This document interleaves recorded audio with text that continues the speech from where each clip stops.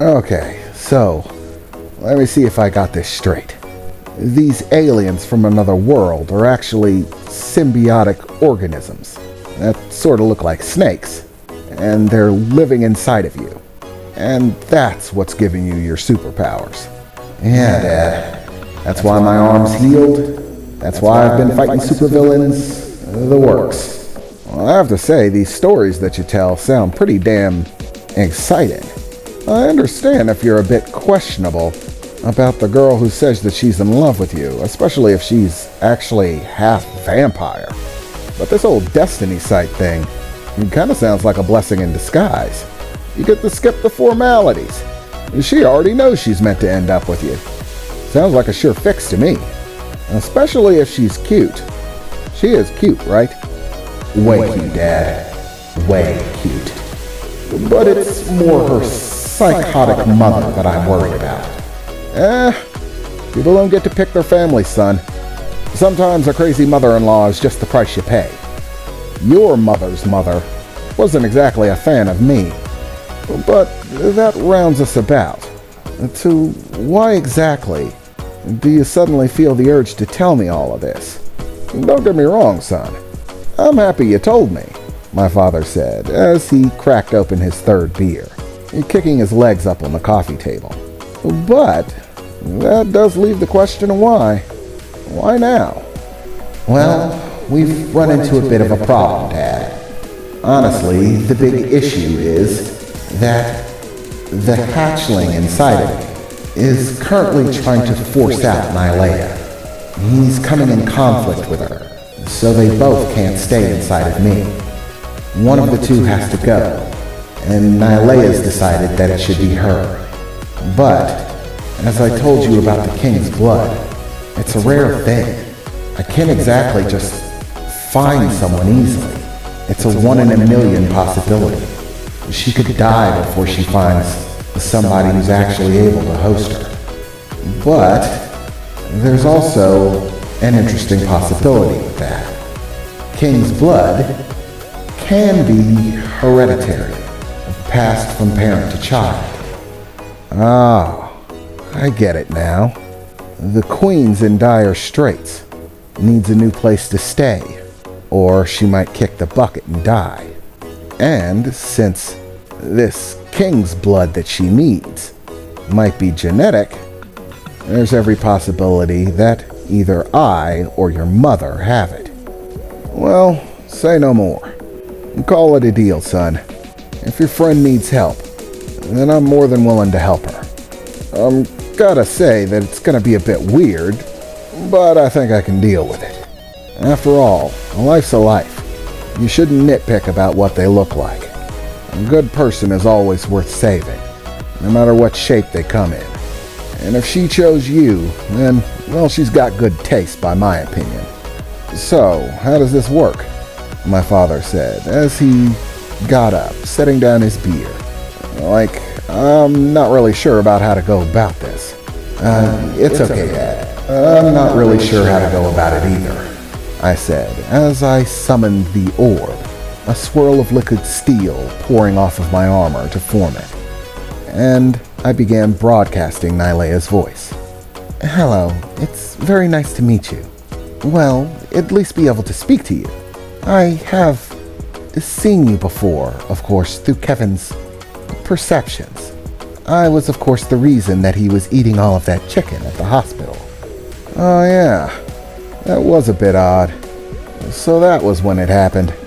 So I'm gonna need to eat a lot of food once you hitch a ride?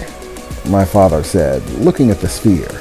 Yes, eating large amounts of sustenance is required in order to sustain the both of us, and your new abilities. That is, if you possess the King's blood.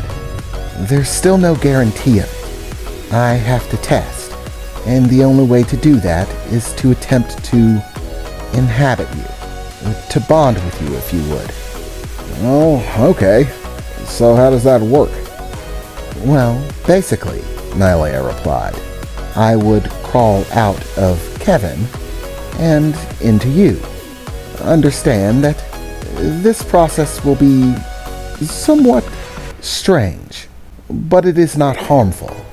Even if you do not possess the king's blood, no harm will come to you.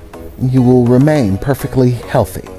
We can begin the exchange by simply having you and Keven clasp hands, and I will transfer between you. So I took the time to remove my armor. As my father and I stood in front of one another and clasped hands.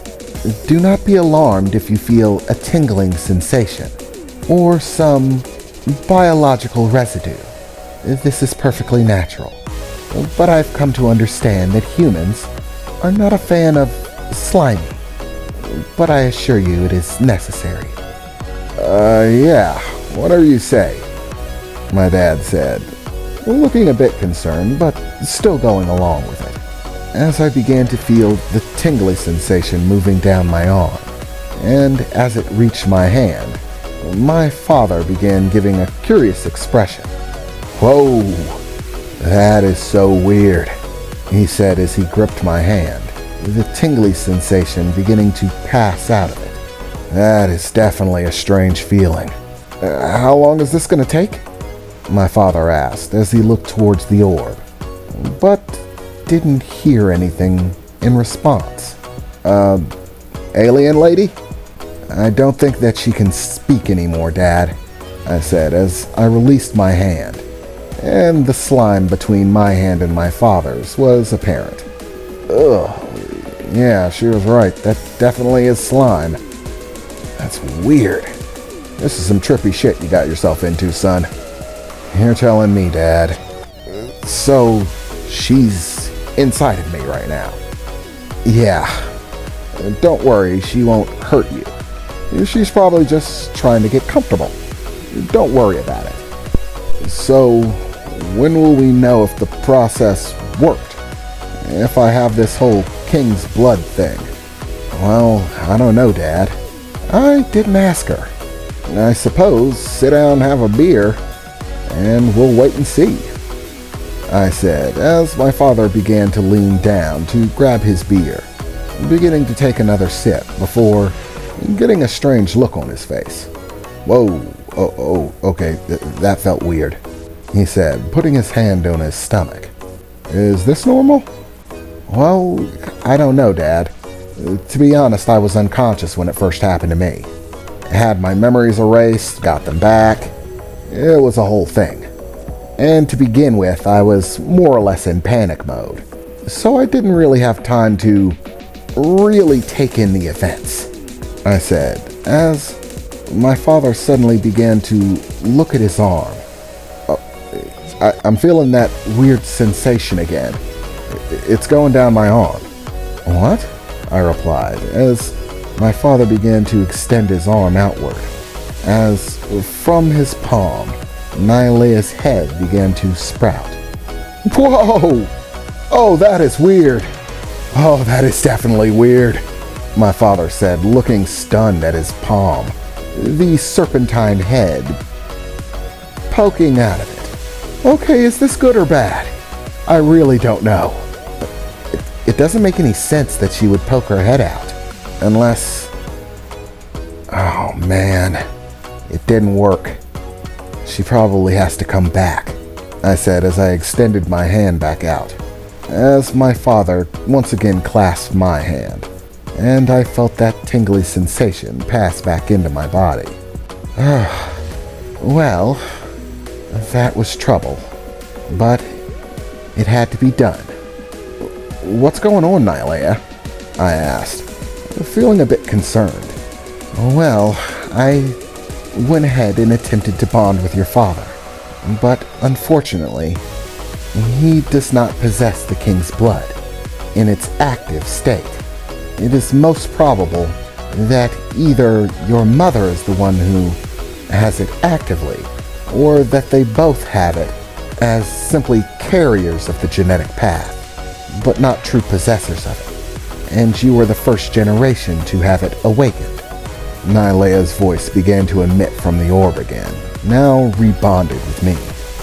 "I was truly hoping that that might work out, but unfortunately, your father is incompatible." "Damn it! I was really hoping that would work. As was I, Keven. But all hopes do not come to fruition.